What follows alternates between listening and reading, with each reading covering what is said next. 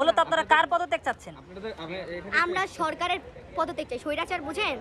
শেখ হাসিনার অনেক হয়েছে ভাই, অনেক দিন ধৈর্য ধরছি। এর শেষ কোথা? যতক্ষণ না পদত্যাগ করবে ততক্ষণ কি তোমাদের রাজাকার বলছি? তোমরা নিজেদের রাজাকার বানাইছো। তুই কি বলছস? আমরা কি দেখি নাই?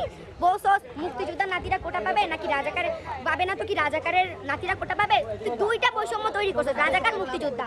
মুক্তিযোদ্ধা না মানে কি রাজাকার না? তুই তো বলস নাই নাগরিক, তো তুই তিনটা বৈষম্য করতি, নাগরিক, রাজাকার, মুক্তিযুদ্ধ। হইতো ভাবতাম ঠিক আছে আমাদের আলাদা রাখছো, তুই দুইটাই করছস, একটা রাজাকার একটা মুক্তিযোদ্ধা।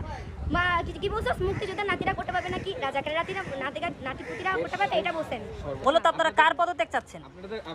আমরা সরকারের পদত্যাগ চাই। স্বৈরাচ বাসিকের ভাইয়ারা বলে যে আমাদের হল খুলতে দাও। আরে ভাই তোদের হল খুলবে না তো, জানে হল খুললেই তো আরো স্টুডেন্ট বেড়ে যাবে, এটা জানে তো।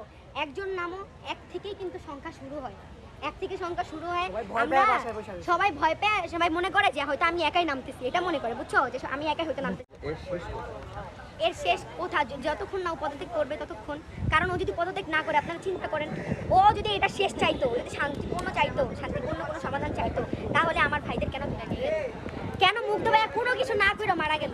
সাইদের কথা বাদ দিলাম, কারণ সাইদ বুঝ পাইতে দিছিল। সাইদ কিন্তু চিন্তা করে নাই যে ওরা সত্যি সত্যি গুলি করবে। ও কিন্তু এভাবে দাঁড়াইছিল, ও মনে করছে যে ওর বীরত্ব দেখা হয়তো ওরা গুলি করবে না, কিন্তু ওই পুলিশটা ছিল অমানুষ। মূলত